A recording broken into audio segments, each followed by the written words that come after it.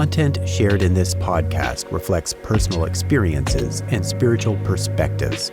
It isn't intended as medical, psychological, or professional advice. Listeners are encouraged to explore ideas with discernment and seek guidance from qualified professionals when needed.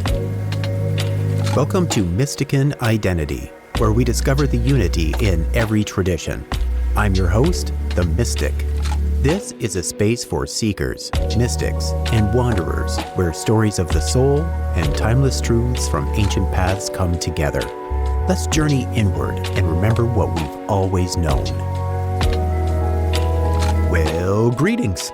This is the Mystic, and today I thought we'd go way back. Not way back, but at least back to the beginning for me, a new beginning.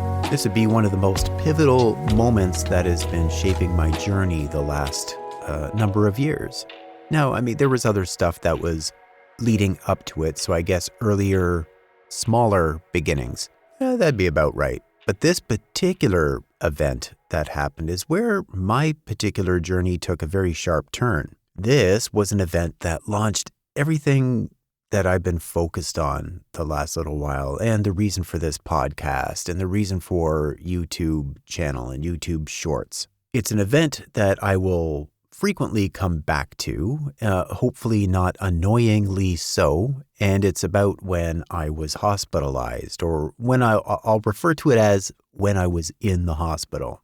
And this is really important to me because even though, like I said, I've had smaller beginnings leading up to this, this was a very profound event that really changed my perspective of everything, including the journey of myself within.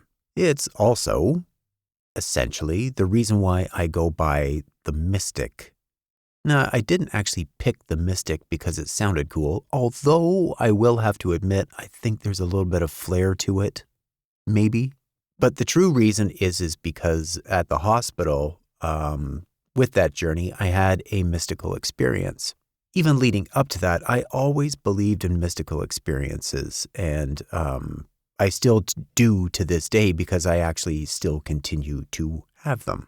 I also believe that pretty much the teachings that we follow, that we now call religion, came from individuals who had mystical experiences. And they jotted down, whether it's journaling or whatever it is that they did, but they felt a compulsion to write down their mystical experiences that we've now converted into chapters, verses, books, versions, and all this other fare that I believe stemmed from mystical experience. And I'm just simply continuing the tradition in my own way. We got podcasting now. Could still write a book, but there's still all these different formats of just continuing that tradition of mystical experience being shared like so many others did through history. So, how did I end up in that hospital bed? Well, to boil it down really simply, it was not taking care of myself, not taking care of this fascinating machine that I get to navigate as almost like a spacesuit for this spiritual form.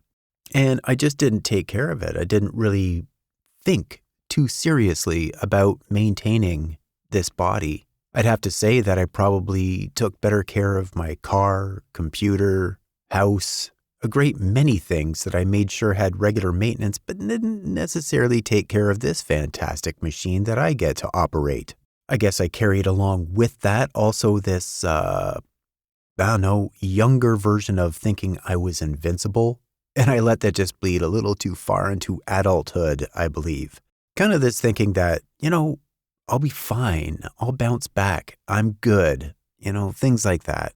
Now, leading up to the hospital, I had signs that were happening. Subtle at first, I would say, but I just kind of brushed them off. But they started kind of getting a little bit louder and a little bit more persistent. And during that time, that's when I started to pray to the divine to, get me out of this mess or help guide me with the things I was starting to struggle with. Here's the problem with that. There's actually no problem with prayer. The important part is that the divine can offer all the guidance it can give. It's up to the prayer to put that into action. And that's where I wasn't so great. See, even though I was getting some guidance from the divine, I was treating it more like a negotiation where, yeah, I could see your point, but I want to slowly, I really don't want to dive into that. It was negotiating. Because of the negotiating, time started to go on as it does. And instead of getting better, I started getting worse and worse and worse. And of course, that's when I really started to pray. That was when I got like the furrowed brow kind of prayer, really concentrating. When I really started to pray the praying out of that prayer, like really get down in there. This is serious time, right?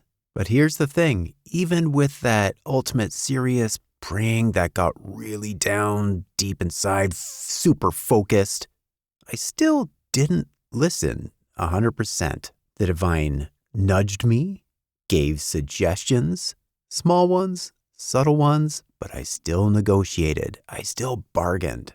I was asking, basically, just step in and do it for me.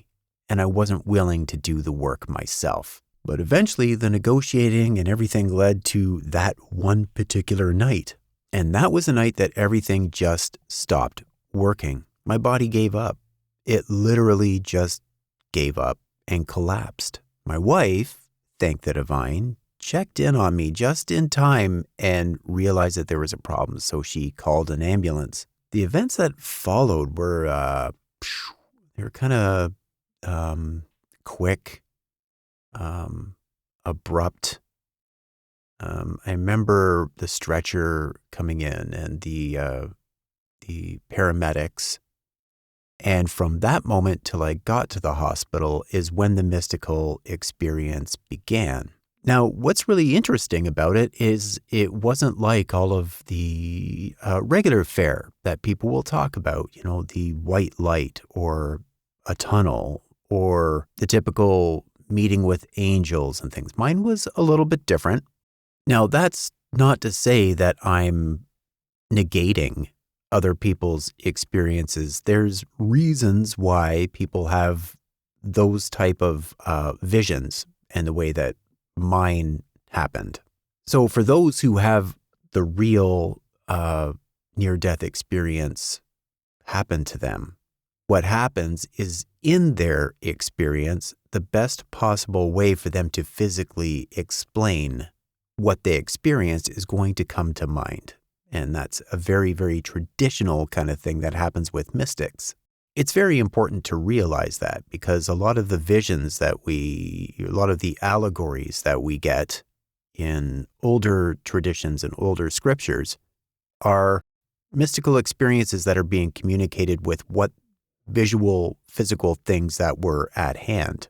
For example, nowadays you could put cars, certain types of buildings, fireworks. There's a whole bunch of examples of things that we have now. Computers, cell phones, different types of technology that are great examples of mystical experience that we can use those examples to communicate the experiences, but 1,000 years ago, those were not available. So different ways of communicating the mystical experiences.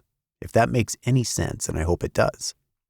Getting back to the hospital, once I arrived, I pulled back into our plane, but then for about 9 days, I kept going back and forth into this mystical experience. And for those who are wondering, wow, they gave you really good stuff in the hospital. Maybe so, but these mystical experiences still continue to this day. In these mystical experiences, I did meet the divine. There was a meeting of sorts, very different from what a lot of people say, and that's fine. That's fine. God works in mysterious ways, right? So in my case, it was a little bit more tailored towards me. So in the hospital, I was there for, as I said, 9 days, and I'm grateful that I was, because during that time, due to the way that the world situation was, I wasn't allowed any visitors at the hospital. So other than the staff, it was 9 days of me being isolated completely alone. And this setting couldn't have been more perfect.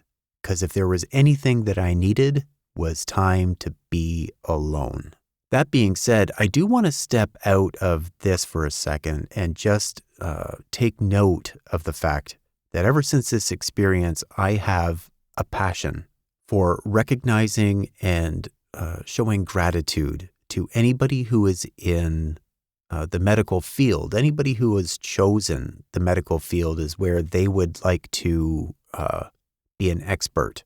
And when I say that for healthcare, I mean doctors, nurses, personal support workers, volunteers. This is a virtuous area to choose a career in my humble opinion. Reason being is because when I was in the hospital, I was not a wonderful patient. Let's say I was a little bit of a grumpy grump. Bratty, really bratty. When I look back, I'm ashamed of the way that I behaved because it was like a child in an adult body. Demanding, selfish, not appreciative of other people's efforts. But now that I'm out of the hospital, I have to really think about the experience of people in healthcare. These individuals who came to work all of those 9 days, they have their own life stuff going on outside, their own stresses, their own pressures, their own victories, their own defeats.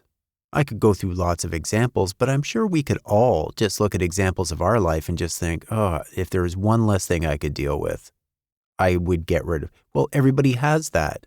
And so does this staff. And they all parked their personal stuff outside the building when they showed up to work. Then they had to deal with my garbage, dumping my life experience on them, being grumpy, being cranky. And I'm sure I wasn't the only one. I'm sure that they had more than one me that was grumpy, cranky, and that they had to deal with. Then, when they leave work, they get the opportunity to pick up their stuff again and continue along with that. So I'm certain that there are some people who go through days, weeks, where they just don't get a break. There's no peace. There's no calm. And to be able to do that every day and keep showing up and keep being that person of delight such that their patient can feel like all is well and get better, that is virtuous, in my opinion.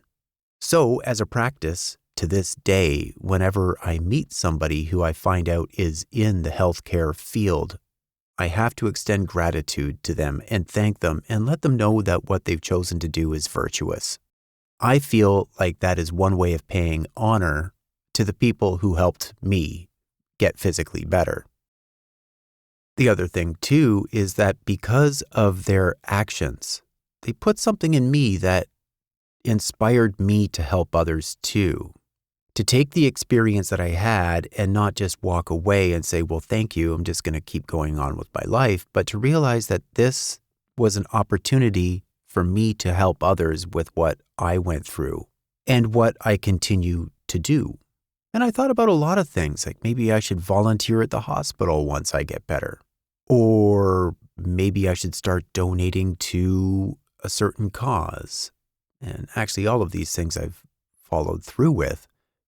But the one thing that just kept going through my mind is that this was the format that I should choose to help others. And that was by doing a podcast, by doing a YouTube channel, Instagram, and share it with others in an effort to help people who require help, who maybe are on a path very similar and they could use somebody who's helping them along the way.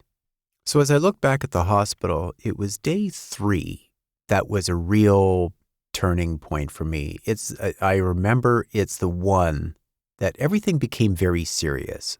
As I said, I was a little bit of a grumpy grump, and I remember in my head that I was told I would be able to leave on the 3rd day. Well, the 3rd day came, and I was very insistent that I wanted to go home. It's day 3, send me home. I've done enough. I've done enough. That's so funny on different levels, now that I think about it. And the staff were really patient with me through the day, but then as I became more insistent on the fact that I wanted to go home, you can't keep me here, etc. Finally, the nurse that was attending to me just had to get down to the truth. And when she said this, it locked it in for me. She said, "You don't understand. Your body completely shut down. Nothing's working on its own anymore.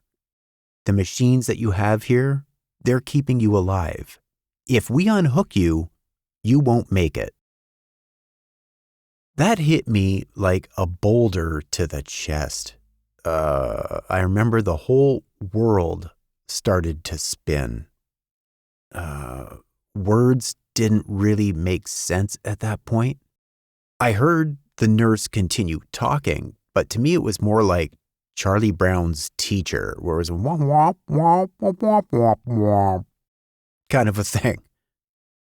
My mind focused on one thing only, and I remember that with the spinning of everything and with the womp womp womp, the only thing that my brain kept saying was, "You've run out of options. You've run out of options. You've run out of options." Man, that hit me hard. Real hard. Because I all of a sudden realized that I had negotiated with my life the whole time. I always found a way to wiggle out of trouble. I always had a way to negotiate. I always had a way to make excuses. Not this time. Whatever card that I would want to look through to play, there weren't anymore.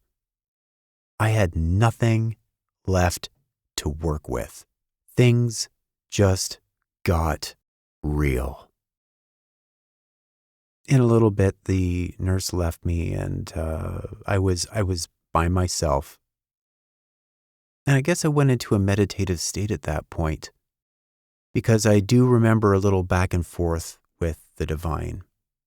And that's when this voice came to me, and it said, "Here's the thing. You can bounce back. We can work with what you got. It's just this time, you must listen and you must act."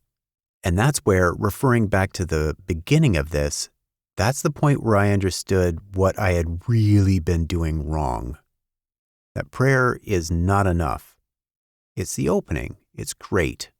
Fantastic. It's the means of communication. But like every type of communication, it requires action. It's a dance, essentially. It's a relationship. That's how, a relationship, a dialogue. There's a verse that I've known my entire life. It was at this point that the verse took on a different meaning to me. And the verse says, "If you abide in me and I abide in you, you shall ask what you will, and it shall be given unto you." Now here's the thing. I'd always read this as, I guess, a one-way street. If I abide in you, and you abide in me, then you shall da-da-da. So I'm just going to ask for stuff, and the divine will provide it. And now I see differently what that means. Because to abide in you and you abide in me means that there's a mutual understanding. There's a relationship. There's a back and forth. So essentially, when it comes to that part of the verse that's about the ask what you will, what it's saying to me is that I will ask things that are in alignment with the relationship. I will know what to ask because knowing what to be asked is what is known. But what is also known is that what is required, I will put into action. And I feel like I'm going to do a podcast on that one isolated because I will really branch out on that one. But to sum it up, I realized that it's not asking and receiving like some kind of divine vending machine. It's about alignment, yeah, which I've said a few times. It's about alignment. It's about becoming the answer through the action. Everything that has an inside has an outside. Every outside has an inside. Every prayer is an asking. Every prayer has a response. And every response calls for movement.